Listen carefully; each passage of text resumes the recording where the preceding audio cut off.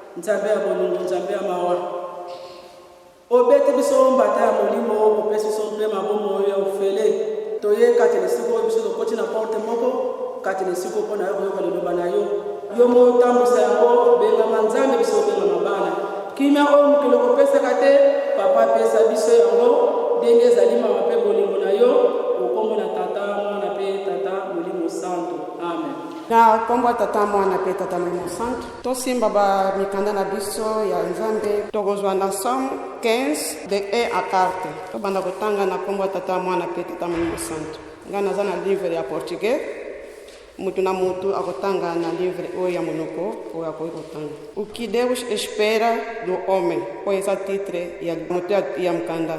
Senhor, quem pode residir no teu santuário? Quem pode habitar no teu santo monte? Aquele que leva uma vida sincera e pratica o bem e diz a verdade com todo o coração. Aquele que não diz mal dos outros e não causa prejuízo a ninguém, nem ofende o seu próximo.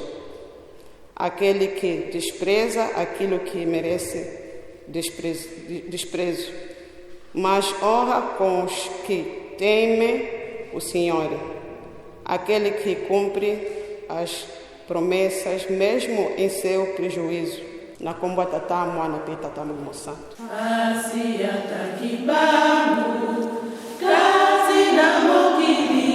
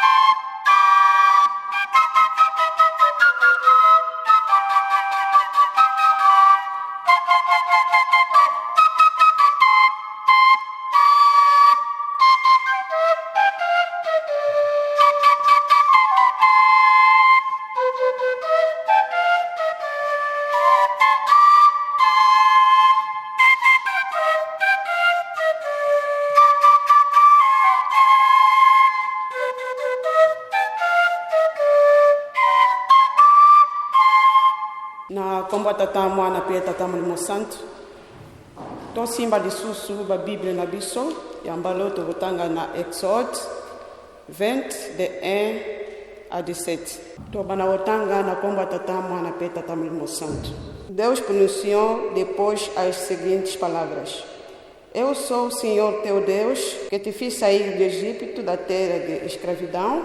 Não tenhas outro Deus além de mim. Não faças para ti imagens esculpidas, representada o que há no céu, na terra, nas águas, debaixo da terra. Não te inclinas diante nenhuma imagem, nem lhe prestas culto, porque eu, o Senhor, teu Deus, não tolero quem tenha outro Deus e castigo a maldade daqueles que me ofendem, até a terceira e a quarta geração dos seus descendentes. Mas trato com amor até a 1000ª geração aqueles que me amam e cumprem os meus mandamentos. Não faça mau uso do nome do Senhor teu Deus, porque Ele não deixará sem castigo os que fizerem mau uso do seu nome. Recorda-te do dia de sábado para o consagrar ao Senhor. Podes trabalhar durante 6 dias para fazer tudo o que precisas. Mas o 7º dia é dia de descanso, consagrado ao Senhor teu Deus. Nesse dia não faças trabalho nenhum, nem tu, nem os teus filhos, nem os teus servos, nem os teus animais, nem o estrangeiro que vive na tua terra. Porque durante os 6 dias o Senhor fez o céu e a terra, o mar e tudo o que há neles. Mas descansou no 7º dia. Por isso o Senhor abençoou o dia de sábado e declarou que aquele dia era consagrado. Respeita o teu pai e a tua mãe, para que vivas muitos anos na terra que o Senhor teu Deus te vai dar.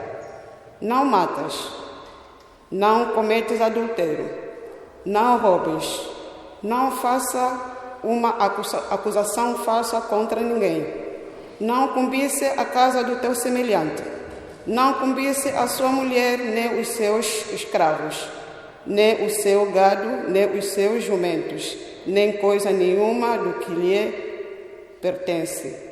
Na combata tamo na peta tamo limo santo, to zongili susu na tor de chá, to koyemba ndeng kaka to yembela ki na ibandeli. Na combata tamo na peta tamo limo santo. De koto de bombo kabule, una obia bami eba ya kolo baba kolo, kuna de robiko ejani, deko ejani suka, de koto de bombo kabule, kuna obia bami eba ya kolo baba kolo, kuna de robiko ejani.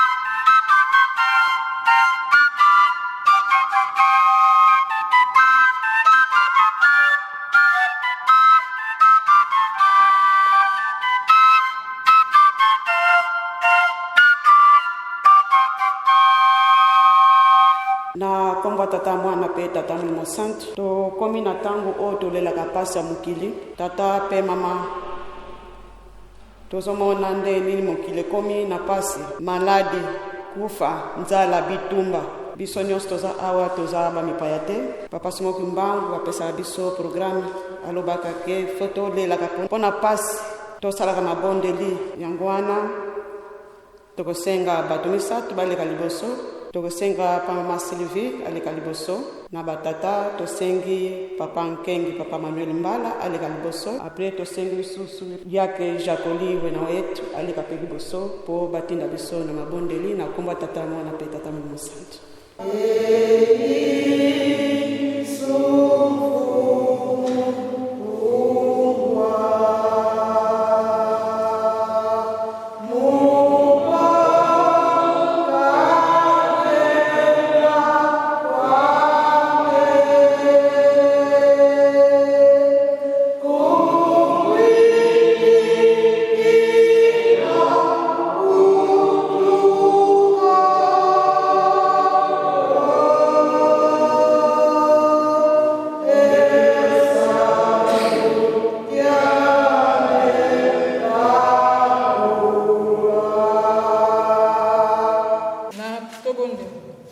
na kombo ya tata mwana Molimo Santo yaka Nzambe nkolo Yesu Papa Simoki Mbangu yo lobi na biso makambo kolongisa biso ezali kaka misato mibeko bolingo misala kasi papa soki tolongi te kozala na biso soni chaque dimanche ozali komona biso tokóma na vert blanc moto akolakisa biso na mosapi na nzela lobi tala bango wana bato ya kimbangu kasi soki otali ezaleli na biso yango te boyo yo tata Simoki Mbangu ozali kosalela yo lobaki esika oyo otie lokolo soki olongoli ya biso nde elanda kasi biso tokomi soki otie lokolo biso totenga biso na gauche papa ya solo oyo nyonso azali na elembo na yo simba mitema na biso lata biso sala na biso elongo pamba te satan telemi azali kobundisa milimo ya bana na yo wao tutimona na Ukraine risi kwa watu besi Ukraine betinoana menga mabainosa metibungulwa luvuno lwetikuwa minina kasi nge tata Nzambe ya moyo mfuluje tata Kimbangu nge yezeye ya mvedisuwene bobo benanga munasina kya mangu baswama nga yisadilanga luvuno kasi bobo bakondeleza ya bila betifwa imenga maometibungulwa makambo ndenge na ndenge zali kosala makati na mokili oyo bakoko na biso bamonaka te kasi na 1921 yo Nzambe na biso Papa Simoki Mbangu yo lobaka yango na mokolo lelo biso tozali komona yango ni tosengi bobelema wana yo kati na biso batela biso soko tiki biso ya solo na tango wana tokobunga kimia na Afrique, Europe, Asie, Amerika, Oceanie, lingo yango esala makati na mokili mobimba kubanda lelo lobi pe libele na komba tata mwana Molimo Santo. Amen. Na komba tata mwana Molimo Santo tokomi na programa Mikaeli tosengi kwa pasteur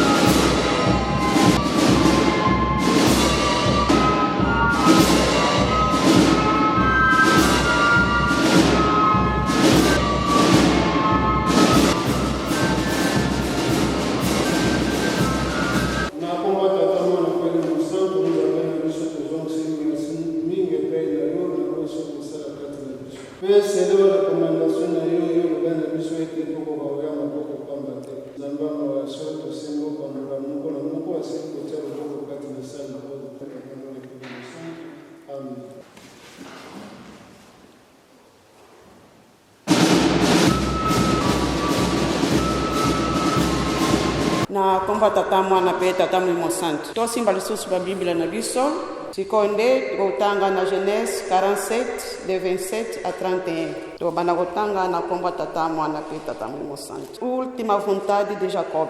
Os israelitas estabeleceram-se no Egito, na região de Gósen. Adquiriram propriedades e as suas famílias cresceram até se tornaram muito numerosos. Jacob viveu 17 anos no Egito.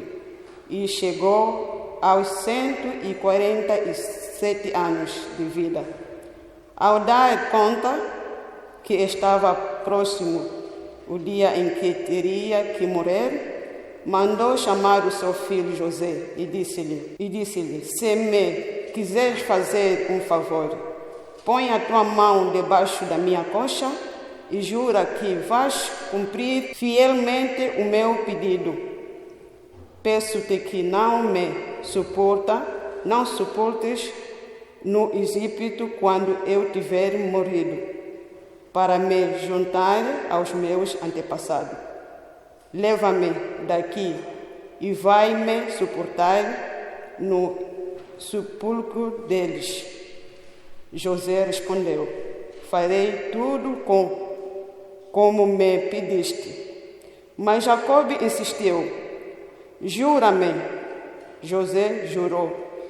Israel inclinou-se sobre a cabeceira da cama. Tobondela. Na komba tata mwana pe tata mulimo santo. Tata nzambe nkolo Yesu papa so mbonkyangana. Papa, merci na ndenge ubateli biso okumisi biso susu na oyo papa. Tokoloba nini papa, tosengi bulimbisi. Sutu ngai mwana na yo naza mwasi ya mabe na si ntango. Nakoyokisa basali na yo soni, nakoloba nini na minito papa, nasengi bulimbisi. Papa boponami eye kati na biso, eye kati na ngai. Tala banganga nzambe na yo, bavandi, bango bayebi Bible malamu, bayebi koteya malamu, bayebi nyonso, me papa, eloko nini nga na oloba na misu ya bana na yo bayebi mongongo na yo. Papa sombonkyangani na sengi na yo, oya kolata ngai. Loba na monoko na ngai, papa, telema na makolo na ngai. Papa nazokoka te na kubanga, pamba te naza mwasi ya masumu. Papa sombonkyangani, papa sombonkyangani, papa sombonkyangani, yaka papa, na mitiki nzoto pe milimi na mabuku na yo, na komba tata mwana pe tata mulimo santo. Amen. Na komba tata mwana pe tata mulimo santo. Ya liboso na gosenga nanu bolimbisi, tangu mususu bokoyoka lingala makusi za kamwa kotengama, bobeta mabakute, mama ko saloba mingi portike, lingala ezamu noko na yeko liango awa. Soki na lubike to te na portike mi kati na biso to koyoka te. Yango wana na lisunga tata nzambe akoyede biso kaka malembe marge munoko ya na oloba to bamo mususu ko bima biente me bo limbisanga penza na usenga bo limbisi. Na kobanda totanga kina psalm 15 de 1 à 4. To zongla lisusu pour na melhor compreensão. Senhor, quem pode residir no teu santuário? Awa bazotuna bisomutuna nani oya koki kovanda na mboka na yo ya bule. Quem pode habitar no teu santo monte? Aquele que leva uma vida sincera e pratica o bem. Mutu oyo asala kabolamu. Mutu oyo asala ka nyonso ndenge tata nzambe alingili. Aquele que não diz mal dos outros. Mutu oyo atonga kabaninga te e não causa prejuízo a ninguém. Mutu oyo alingate asala ka ke muninga azala yakokita. Donc akitisa muninga ne ofende o seu próximo. Mutu oyo afingaka muninga na yete. Aquele que despreza aquilo que merece desprezo, mas honra os que temem o Senhor. Mutu oyo akipaka eloko oyi epesaka lukumu epata tanzambi te. Aquele que cumpre a promessa mesmo em seu prejuízo. mutu oyo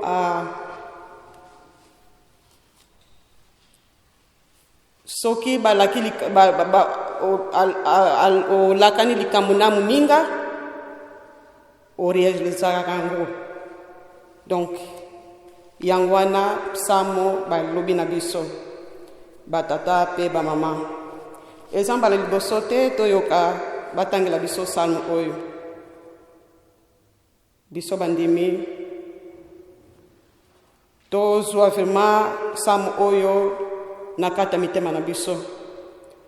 Mundimi azalaka mutu moko oyo azalaka na bolingo, mutu moko oyo azalaka na mawa ya moninga, oyo afingaka moninga te ndenge salmo alobi, oyo azalaka toujours na susi ya moninga na ye. Moninga na ye aza na pasi aokende kosalisa ye, moninga na ye aza na nzala ata ya moke ezalaka kutu ta mosusu okopesa moninga me yo okotikalaka boye kete yo zwa ata oza nango moko mwaye bokabula kutu eza te me koprefere opesa na moninga na yo. Mpona nini? Oza na posa ke moninga na yo azala ayo kapasite yango nzambe na biso azosenga na biso bandimi tozalela. Me eza te tozala lokola bato balingaka kaka bapase pa baninga, balingaka kaka bakoni okola baninga. Papa Simokimbangu azopekisa biso makambo wana. Mpona koleka na somo toleki na biso tokei na Exode. Exode eza mokanda oyo batangelaka biso mikolo na mikolo. Na Afrique kutu ezalaka presque mikolo nyonso. Eza na soirée, eza na liyangani nyonso tokozala nango liyangani ya bamama, ya bajene, ya batata. Donc presque mikolo nyonso batangela biso batangela biso Exode. Na Exode wana kuna bapekisi biso eloko tokobeta sete ezali kosala musala na mokolo ya yenga batata pe bamama. Eloko wana en tout cas esalaka biso vraiment pasi mingi biso bandimi. Biso papa pekisaka biso tokosala musala na mokolo ya yenga te. Mokolo ya yenga eza kaka reserve mpona tata nzambe. Tala bolingo tata nzambe aza nango. Apesi biso 6 jours yazwi kaka jour moko wana kaka elakisi bolingo onzambe aza nango kati na biso bana na ye. Me na jour moko wana kaka poto sanjola nzambe poto kumisa nzambe me biso toko prefere tokende kosala makambo na biso, tobosa na nzambe, tokende misala na bandako pe tozosala misala opota bapekisaka biso yango. Batata pe bamama tobuka mibeko te. Mundimi aza mutu moko oyo fo azalaka na mibeko fo donc totambolaka nango. Soko lingi obebisa mbala moko serepele ke eloko oyo bapekisa biso eza na bandako bajura dimanche umona semaine mobimba oza na ndako. Mais soko tokomi dimanche surtout biso bamama yango kaka yango ka jour oyo toko lingaka tosala misala tosoka basane epai to repasser bilamba epai fona repasser uniforme fona sala bo mais uniforme ozaki na semaine mobimba falo repasser yango. Pona nini kaka dimanche? Pona nini kaka repasser uniforme yango dimanche papa yebisa biso eza mokolo na ye topesa yango mobimba epai na ye tokosala eloko moko te. Ezala kutu bapaya na biso, ezala kutu basali na biso tokosala eloko moko te. Batata pe bamama ezamba liboso te bayebisaka biso likambo wana. Pona koleka na Exode toleki na biso totangaki na Genèse 47 de 27 à 31. Na Genèse kuna tokolobela makambo mibale batata pe bamama. Tokolobela promesse na mabele to mboka. Totangaki histoire ya Jacob tango alingaki akufa po bango akufilaki na Egypte. Ndenge toyebi na histoire, Joseph azalaki mokonzi munene na Egypte. Tangu nzala ekotaki na mboka Kana, na mboka na bango, José abengisaki ndeko na ye nyonso na papa na ye bakotaki na mboka ya Egypte. Kuna nde bavandaki, en tout cas bavandaki penza ata mulai, baboti basali ma famille, basali vie presque mobimba kuna. Mais José avandaki 17 ans. Jacob avandaki 17 ans kuna na mboka ya Egypte. Tangu ekomaki tango na ye ake alinga kufa, abengisi José mwana na ye, ayebisaki ye, José, nga nalingi na kufa, me nakosenga na yo, soki na kufi, ozwa nzoto na ngai, o memango na mboka na biso na Kana epa na uti. Kuna nde epai na lingi na pema na kimia pembeni ya bakoko na ngai, pembeni ya bakoko na ngai. O promettre ke okosalela ndenge ngai nazosenga yo. José a répondre, papa, nga na osala nyonso ndenge osengi nga na kosalela ngo. Atuni ya lisusu pour na deuxième fois. José, ondimi vraiment ke okosala oyo nga na sengi yo? José andimi pour na deuxième fois. Yango wana batata pe ba mama eloko tokolobela eza kondima. Soki ondimi promesse, soki oyokani likambo na mutu, luka o réaliser likambo wana. José a réalisaki promesse to elaka oya laka na papa na ye Jacob. Tangu Jacob akufi, asengaki pa ba docteur babongisa nzoto papa na ye, mbala moko bamemi yango na mboka ya Kana, kuna nde epai akundamaki. José a réalisé promesse oyo balakanaki na papa na ye Jacob. Yango wana batata pe ba mama biso bandimi pe toyeba ko réaliser soki olakani likambo na mutu, surtout na Nzambe, to réaliser kango. Biso nyonso toza bandimi, toza bateme, tolobi ke tokolanda tata Nzambe nkolo Yesu papa Simoki Mbangu, tokosalela yo Nzambe na ndimi nyonso ya butu moi na ndimi. Me soki tokomi liboso ya likambu ya mabe to eloko moko mabe omona towangani Nzambe. Yo kimbangisi te, nga nazamanga kimbangisi te, owangani mbala moko.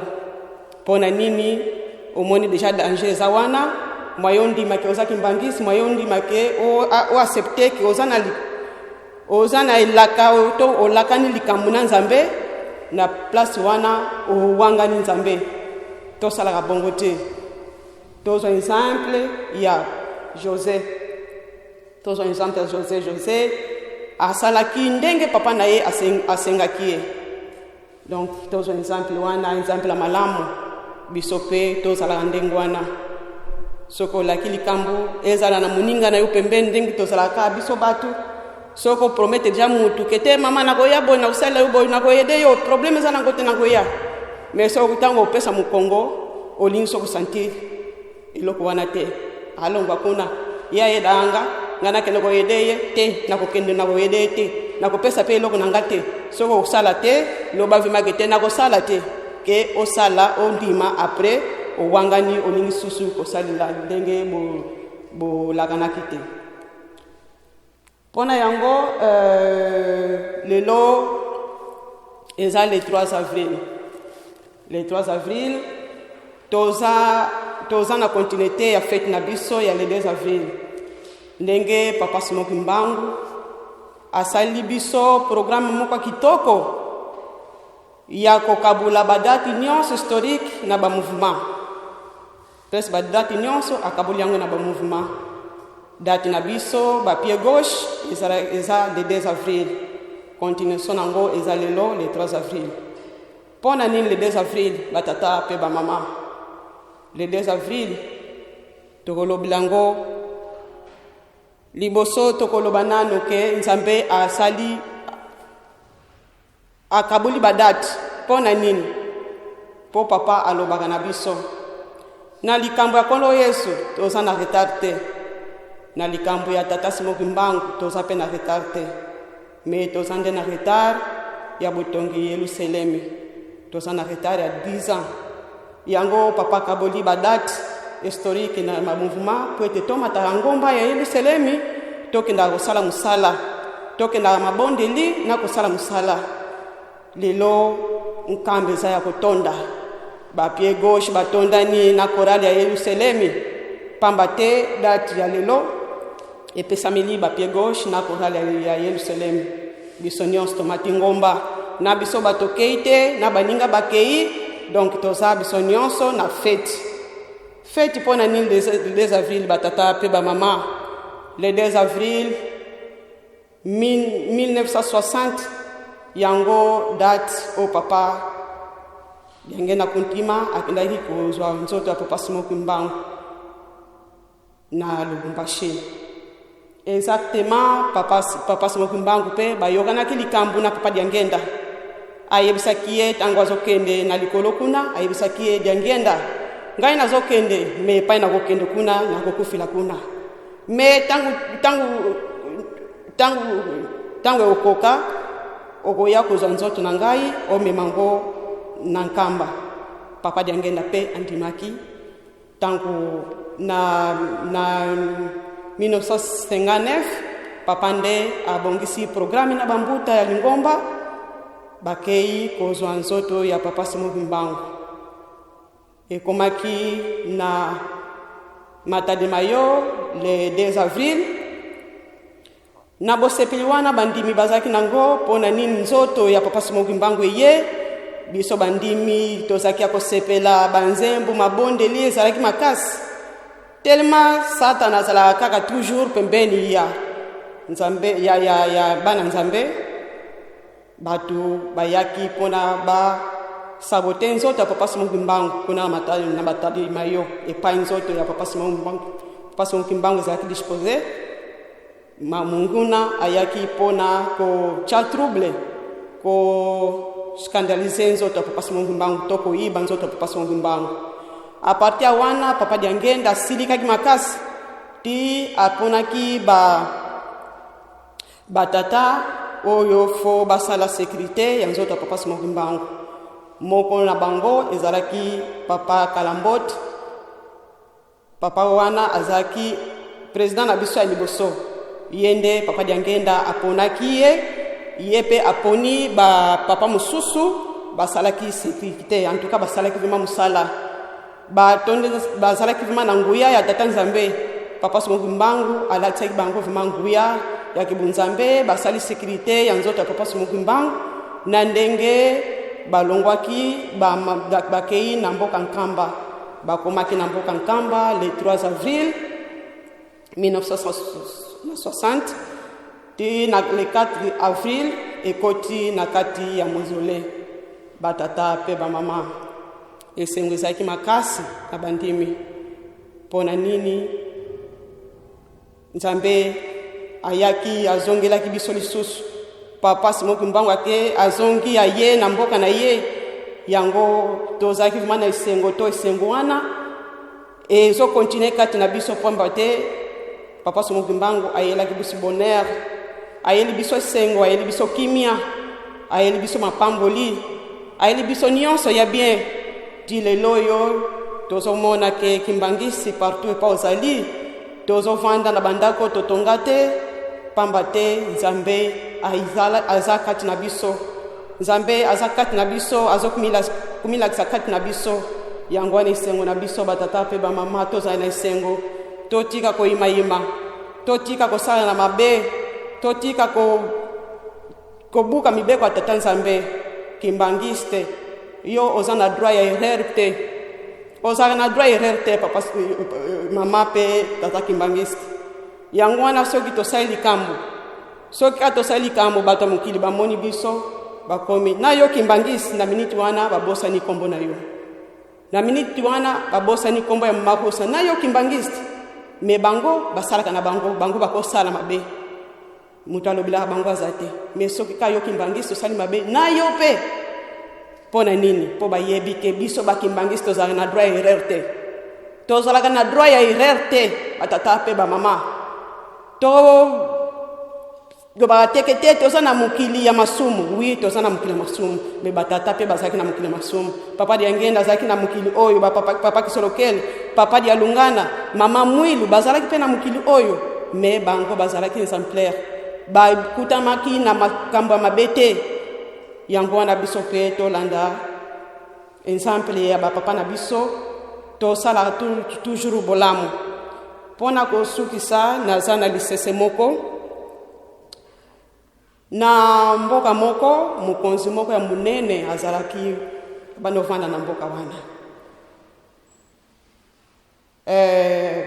Mukonzi wana alobi abongisi programme kite abengisi bapaka nyonso bavandaka na mboka wana.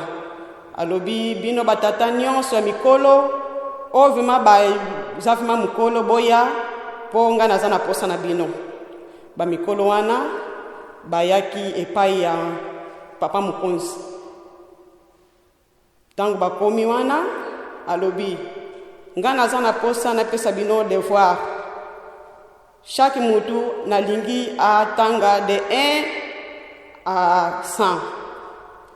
Papa liboso aye abandi kotanga.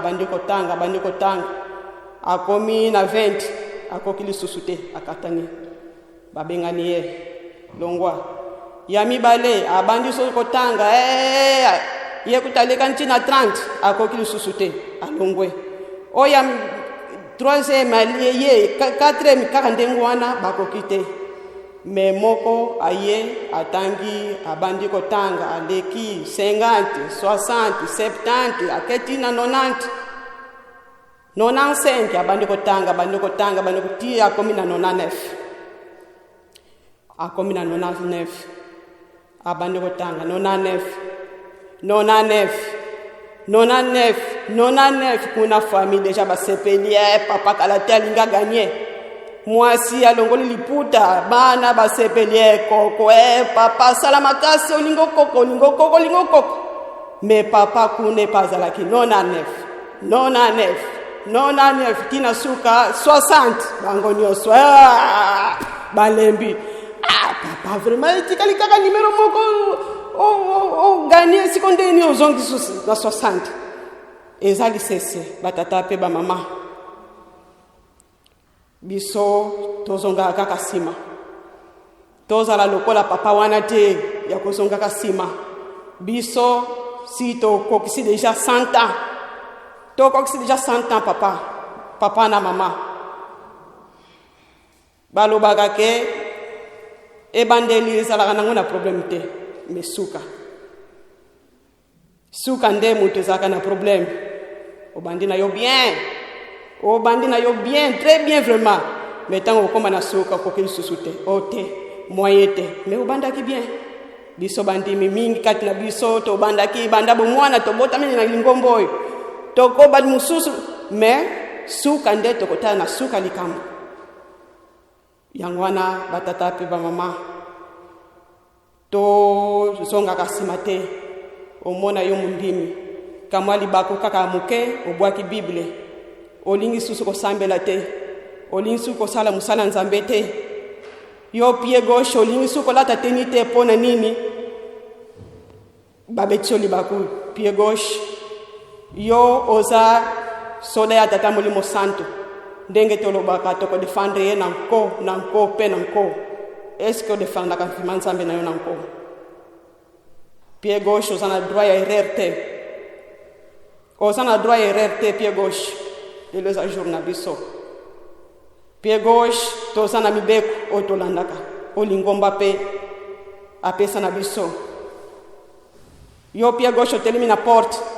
Olati mesh. Oche koti na se ya ikoti mesh. Otelemi na porte manzaka milai oche bayina.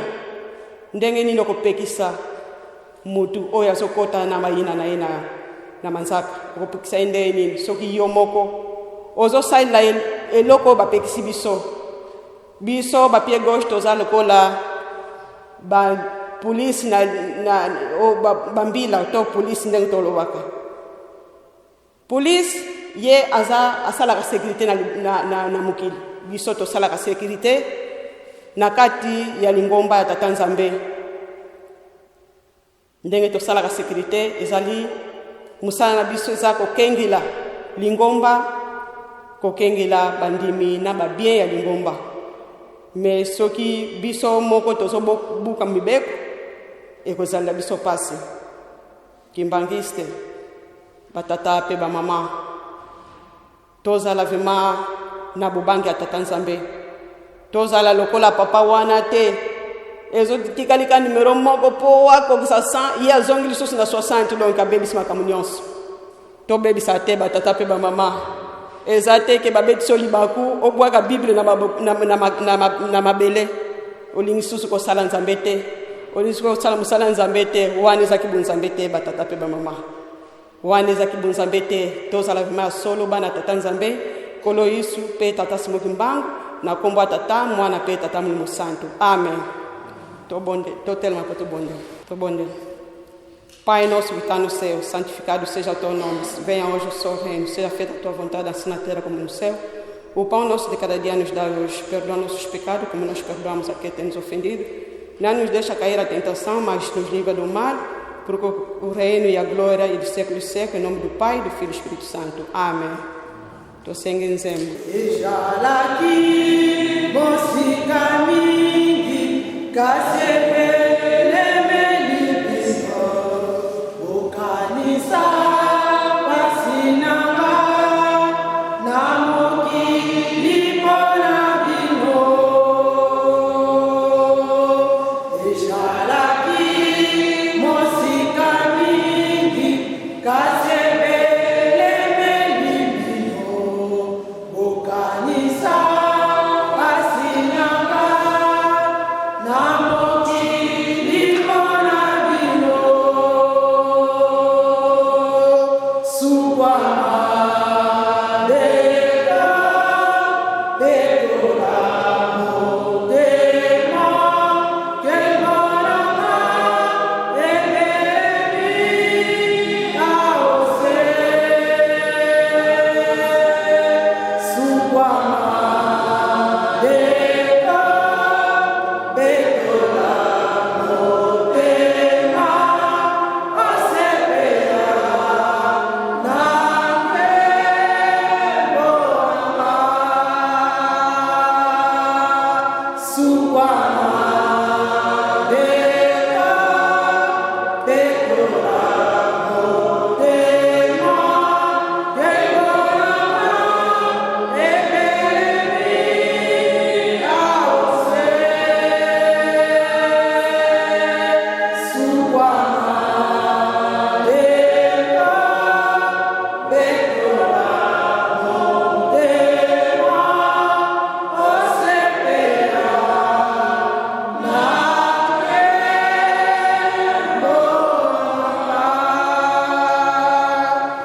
Na kombo Tata Mwana pe Tata Molimo Santo to sengi e pa mama secrétaire ya MSSK ali kaliboso po asala continuité ya programme na kombo Tata Mwana pe Tata Molimo Santo. Amen.